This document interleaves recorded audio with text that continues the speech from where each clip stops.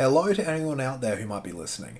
In this video, which I'm going to try and keep brief and impromptu, I'm going to be talking about perks and their effects on the game and some assumptions people have made about their effectiveness that aren't necessarily true.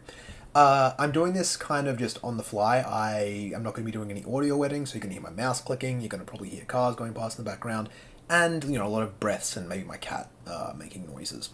To start us off, I want to talk about a video that Paradivision made maybe a month ago, where he spoke about how to make your bots more effective. And in that video, he went into some detail about perks and perks that he believed would make your bots more effective. And a lot of what he said, in fact, pretty much everything he said, was completely objectively wrong. I want to start off with a personal bugbear of mine, the weapon aim speed perk. This perk does not make your bots more effective. Not only that, it does not make you more effective. Increasing your aim speed by 20% sounds really good if you're assuming that aim speed goes on a percentage scale. Assuming that aim speed is a value from 0 to 100% and increasing it by 20% is just sort of a flat increase along that scale, it would be really good. But that isn't how aim speed works in Enlisted. The way aim speed works is it is already a flat value, and increasing it by 20% is increasing it by 20% of that value. What this means is that guns that aim really fast receive a massive bonus from the aim speed perk, but they don't need it.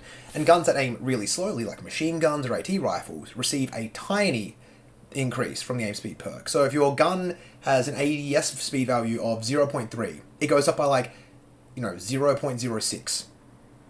It's basically worthless. You get a massive noticeable difference on guns like the Scotty Naval Rifle, which has an insanely fast aim down sight speed, but you don't need it.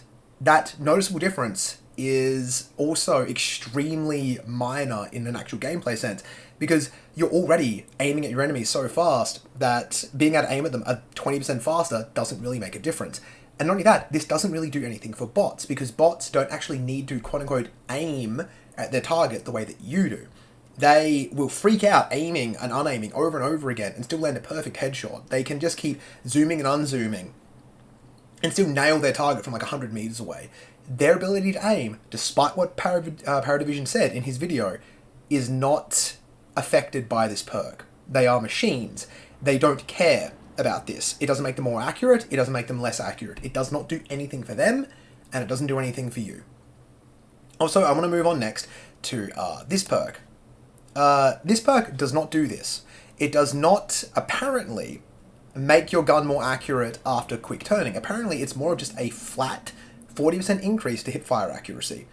And apparently, it does not affect bots. To my knowledge, accuracy in Enlisted is heavily based on client-side things, and bots are not client-side, they are server-side, which is why when somebody's cheating, or a part of the AIM community, they can just give their guns 100% accuracy with 0 recoil at all times and just run around hosing people down, because they are manipulating the client-side interaction with the server. Bots, again, are not affected by this. They do not get more accuracy. Again, despite what Paradivision said in his video, bots are not improved by having their hipfire spread decreased. It does not do anything for them. And that brings me on to our next perk, the recoil reduction perks. These do not affect bots. Bots do not have recoil. Bots are perfectly accurate death lasers sometimes. But because they are, again, client-side, you can watch them in replays, they don't have recoil at all. They have no recoil. They just hose people down when the game kind of decides that they will. We don't know the inner workings behind bots, but they are not affected by recoil reduction perks. Which kind of leads me on to something about perks in general. I hate the way perks are balanced in Enlisted. The reality about perks is that they are, for the most part, terrible. Most of these perks are not going to be something any reasonable player uses. This perk, health regeneration outside of combat, makes it so that after 5 minutes you return to 6 out of 10 health. That's terrible. Meanwhile, you can get plus 35% vitality, a perk so overpowered that it completely defines the meta. People complain about body armor in Enlisted when there is nothing particularly impressive about body armor. 10% damage reduction doesn't matter in most cases. It only matters in the case where the target has vitality, and then suddenly they can take an extra shot from your MP40. They can take an extra shot from your G41. In a game without this perk, body armor would just be a neat little curio that people would talk about on Reddit for updates. And Sprint speed. Sprint speed is ridiculous. It is so strong to be able to move as fast as you want, wherever you want, whenever you want, that it becomes oppressive. A new player cannot compete with somebody running like 30% faster. And you're thinking, but that sprint speed perk only says 15%. Well, you're wrong. Because if you combine it with the run speed perk, which actually increases walk speed, it also increases sprint speed. One level of this gives about 4 to 5%-ish extra sprint speed. Which means that combined with your mobility, you end up going 30% faster, roughly, which is completely absurd. That's just not fair. It's ridiculous that these perks can be used in combination and that they exist. They are not fair or fun. Recoil reduction perks make the game less fun. I remember playing the Tunisia event from like last month and thinking that the game just played so much better. Automatic weapons did not feel quite as ridiculously strong, and that was because, as far as I can tell, the soldiers did not have maxed out recoil reduction perks, meaning that guns like the Lanchester actually had recoil. Shocking, I know. A game about shooting where the guns actually have some sort of skill to handling them. It's completely insane.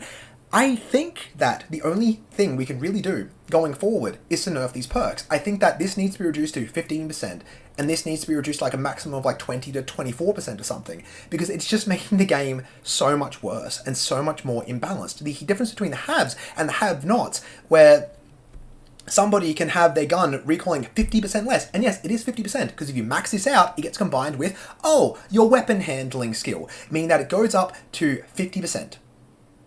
So your gun is just twice as good as some poor dipshit who started playing the game yesterday.